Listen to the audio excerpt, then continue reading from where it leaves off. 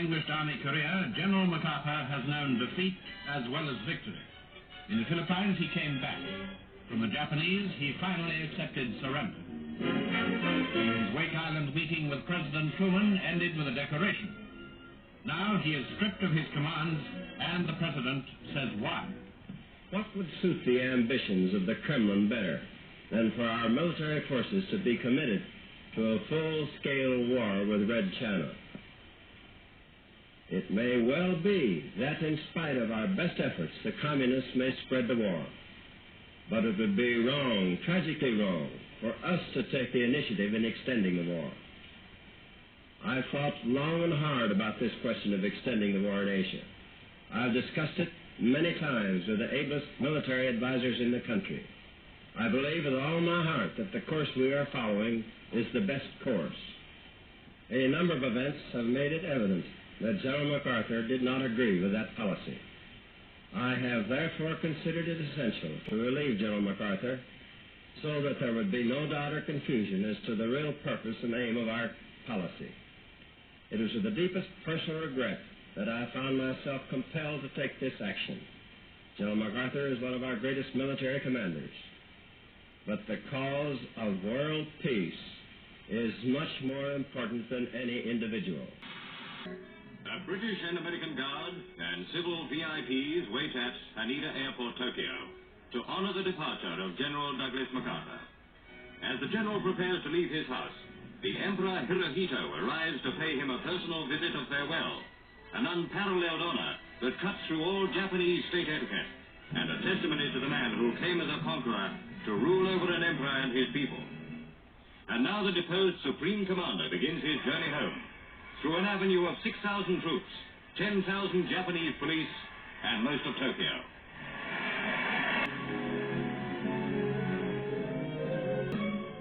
As the general with Mrs. MacArthur and their son arrive, there's a salute of 19 guns.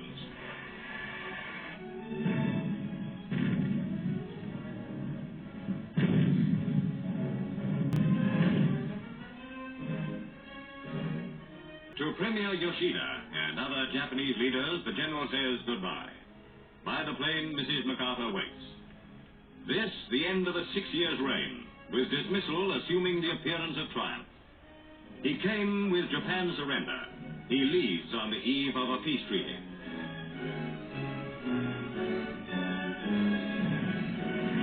San Francisco, cameras start turning as Bataan touches down after her long trans-Pacific flight.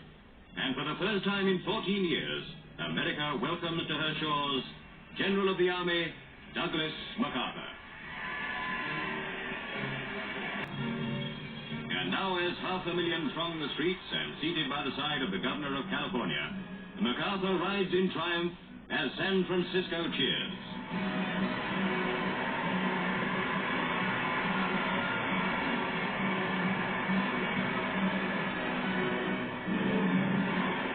In Washington, he is to state his case and justify, if he can, the acts which led President Truman to depose him. But today, in all the towns of America, they think only of the hero. One eternity later. I, Barack Hussein Obama, I, do solemnly swear Barack Hussein Obama, do solemnly swear that I will execute the office of President of the United States faithfully. that I will execute Faithfully the office of President of the the office United of President of the States, United States faithfully, and will, to the best of my ability, and will, to the best of my ability, preserve, protect, and defend the Constitution of the United States. preserve, protect, and defend the Constitution of the United States. So help you God. So help me God. By sheer coincidence. You could say even this harder than getting a ticket to the Renaissance tour or Britney's tour. She's down in, it's kind of warm in Brazil right now. No. Wait. People are out of work. They're hurting. They need our help. And I want a job bill on my desk without delay. Obama did get a job bill on his desk in March. It was called the HIRE Act, and it gave tax incentives to employers who hired previously unemployed people. But overall, it didn't really give too much of a boost. And we're on track to add another 1.5 million jobs to this total by the end of the year. Actually, the economy only created 1.1 million jobs in 2010, which is nice, but not enough. There were still a lot of people hurting, and unemployment rate remained very high. What I think a lot of people miss is that there have been a lot of job creation policies, and a lot of them have worked to some extent. There's this idea that he wasn't focusing on jobs and that there was some other thing we could have done. But in fact, the administration did put forth a lot of policies that did work. We will double our exports over the next 5 years, an increase that will support 2 million jobs in America. The nation's actually on track to do this. The exports rose by about nearly 20% last year, so that's a good thing. The administration helped that along by nearly doubling the amount of money it gives to assist U.S. exporters. But keep in mind there's a long way to go. The nation ran a trade deficit last year of over $350 billion, so there's still some work to do here. To help working families, we'll extend our middle-class tax cuts. But at a time of record deficits, we will not continue tax cuts for oil companies, for investment fund managers, and for those making over $250,000 a year. We just can't afford it. He did get part of his promise. He did extend the tax cuts temporarily for the middle class for 2 years. But in exchange for that, he then had to extend them for the upper income folks as well, also for 2 years. The tax cut deal, in the end, did provide a sort of stimulus that the White House had been calling for. So in that sense, it was kind of a twofer for him. He got to extend the tax cuts for the middle class, and he got to satisfy what economists were worried about, which is that we don't want to undermine the economic recovery by raising taxes. Also, the tax compromise in December included a payroll tax cut of 2 percentage points, so people will have more money in their pockets. Some experts think that they'll be spending that money, and companies will have to hire more to meet that increased demand. Starting in 2011, we are prepared to freeze government spending for 3 years. Well, that's what he promised, and he followed through the promise in that he put the proposal in his 2011 budget, which he then submitted to Congress, but it really went nowhere because Congress never actually created a 2011 budget. What they did instead was pass a stopgap measure to freeze spending at 2010 levels. I should say the freeze that President Obama called for was on only about 13% of the federal budget. Someone described it as emptying the sea with a teaspoon. Like any cash-strapped family, we will work within a budget to invest in what we need and sacrifice what we don't. I mean, it was crazy. We didn't even pass a budget last year. He comes out in February with his 2012 budget proposal. No one's quite sure what's going to be in it. It could be more stringent than his 2011 3-year freeze. There's been a lot more discussion of the deficit in the past year, so he's under pressure to do something. This is not that complicated, right? Every budget expert we talk to says you need to have a credible plan for long-term debt, but you can't stop spending in the short term. Even the fiercest deficit hawks we know who are sensible about this stuff will tell you that you shouldn't do a dramatic draconian spending cut in the near term. Here is a Muppet news flash. An international spy ring is trying to sneak ridiculous stories into the news. Fortunately, with the tight security in the Muppet newsroom, it can't happen here. In other news, the Cold War is long over. The hot war in Iraq just ended, and America's future in Afghanistan is uncertain. Now, the Commander-in-Chief has decided it is time for a major overhaul of the U.S. military. At the Pentagon today, President Obama announced plans for a leaner fighting force while maintaining America's military superiority. Republican criticism came quickly. Does a former drill sergeant make a terrible therapist? And that's why yellow makes me sad, I think. That's interesting. You know what makes me sad?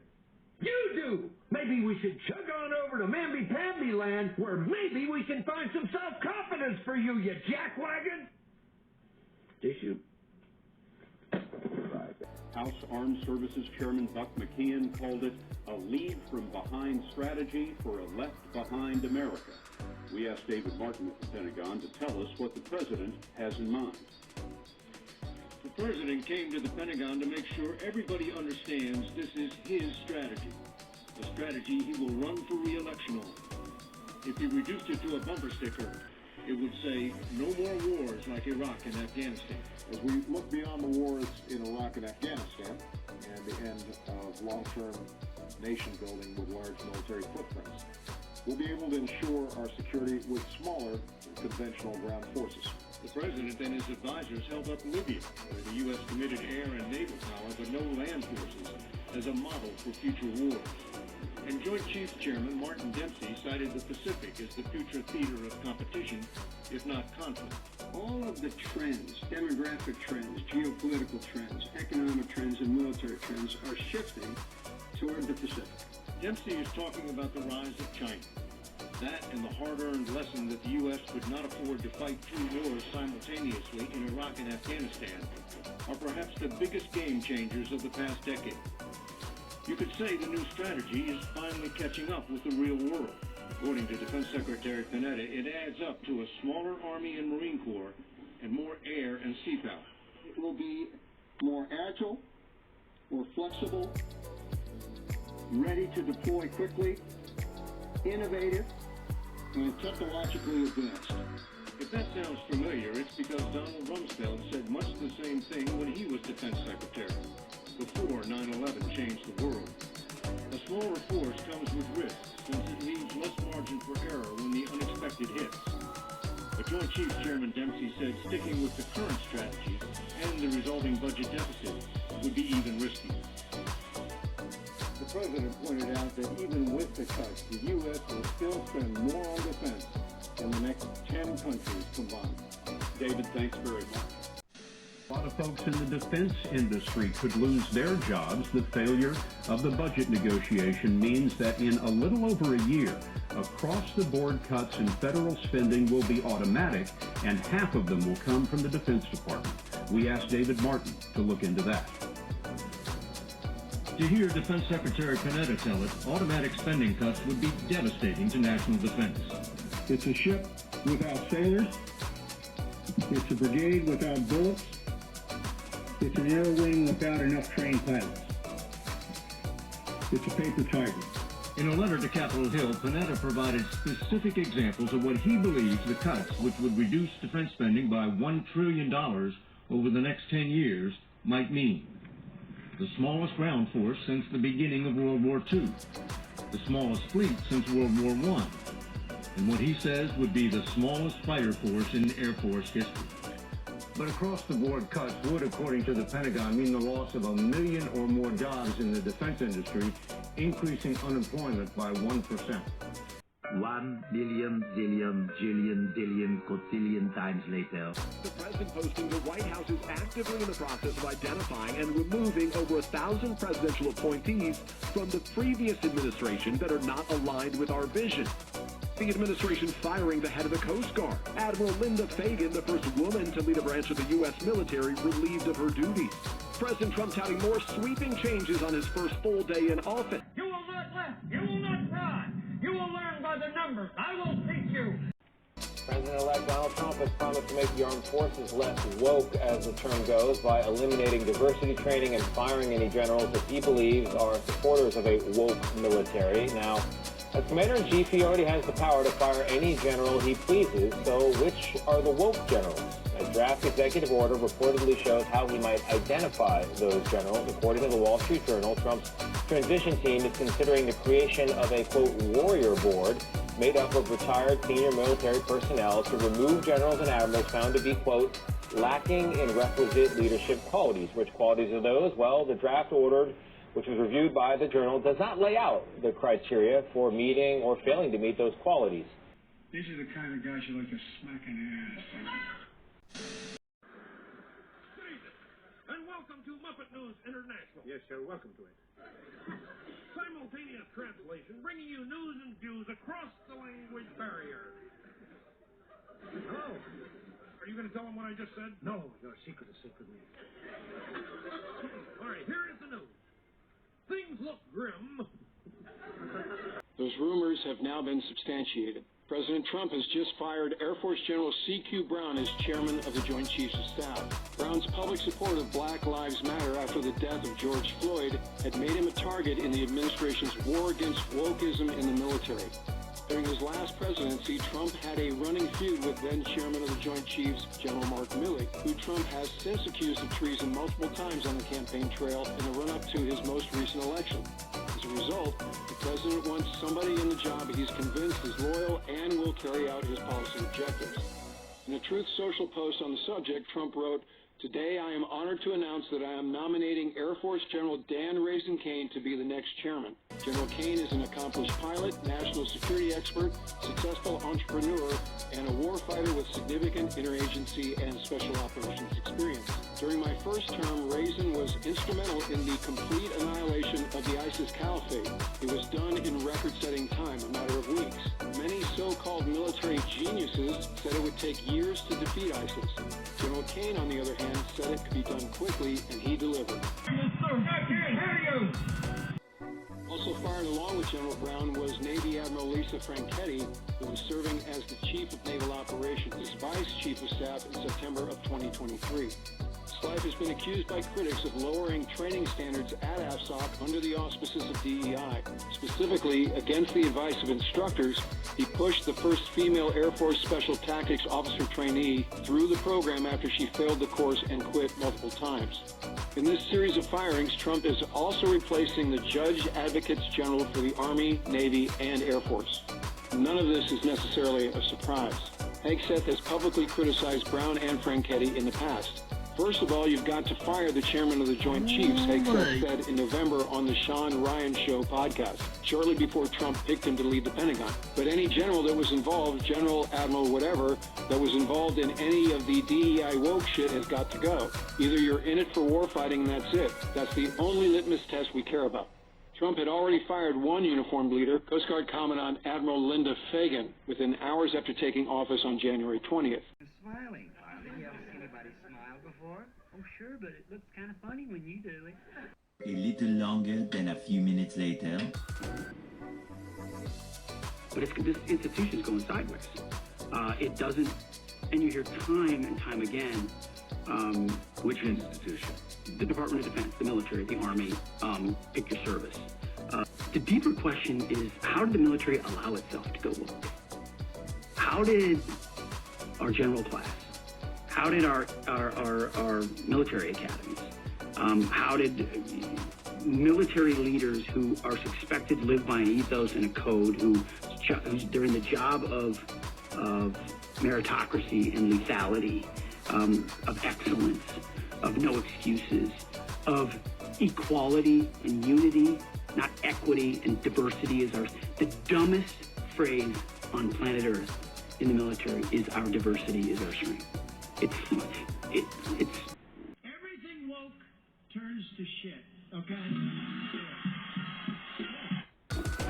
Our unity is what unites us. Our unity of effort, I spent for months my Saturdays just on the phone, off the record, anonymously with guys in service. So, senior enlisted, junior enlisted, junior officers, senior officers, all branches, MOSs, eras, but mostly guys in right now, generals, privates. And all the same themes came out. They keep telling me all the time, they've been telling me through the years that, you know, the recruits these days are better and smarter. I always did kind of question that. You know, standards are dropping. The woke stuff is everywhere. I feel like I'm walking on eggshells. I heard that all the time. Eggshells. I'm a commander. I walk on eggshells. I train commanders. They're walking on eggshells. They're afraid of one misstep on one identification or one gender thing or one racial thing or one trans thing. And the priorities are upside down on what the units are focusing on. And every single one of those distractions means we're less good at our job. Which is supposed to be close with and destroy the enemy on behalf of our nation and bring our boys home. That's all I care about. That's what I want our military focused on. How do you think that this is happening? Well, it's a long story. So, of course, like the integration of the military racially was a huge success. You are no longer black or brown or yellow or red. You are now green. You are light green or dark green. Do you understand? It was a huge success because black men and Hispanic men and others can perform just as well as white guys in any capacity that they're given. So the reality of life reinforced that the bigotry we saw on the outside should not be tolerated inside the military, and the military did a great job doing that. But now we're pushing boundaries on lots of different levels that are different than that, because men and women are different. Because being transgendered in the military causes complications and differences. And the book kind of lays out the common arguments that those on the left or others make, which are baked in social justice. So it started, you saw it under Clinton with the tinkering of Don't Ask, Don't Tell and the reasons for those changes, and I talked to some of the people involved in it when that was changed. But it really started to accelerate under Obama. And you saw the trans stuff come at the end of the Obama administration. You saw the women in combat come at the end of the Obama administration. It's because they looked around at the bureaucracies that they controlled in Washington, and the one that was that they didn't control. Obama spent a disproportionate amount of time focusing on the Pentagon. They were skeptical of leadership and eventually brought in political appointees and generals who would do their bidding the way they wanted, which, as you know, in a top-down organization, changes the ethos of the whole thing. So the book is meant to pull the whole curtain back, mostly from Obama forward, and explain how the Army that I enlisted in, or that I swore an oath in 2001 and was commissioned in 2003, looks a lot different than the Army of today, because we're focused on a lot of the wrong things. Marines are not allowed to die without permission. God was here before the Marine Corps. Now you can give your heart to Jesus, but your ass belongs to the Corps. But always remember this: Marines die. That's what we're here for. But the Marine Corps lives forever. And that means you live forever.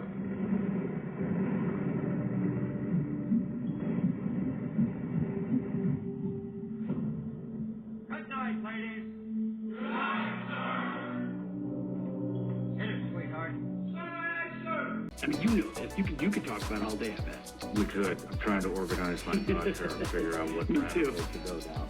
But I mean, they've been wildly successful in morphing the military into this whatever you want to call them.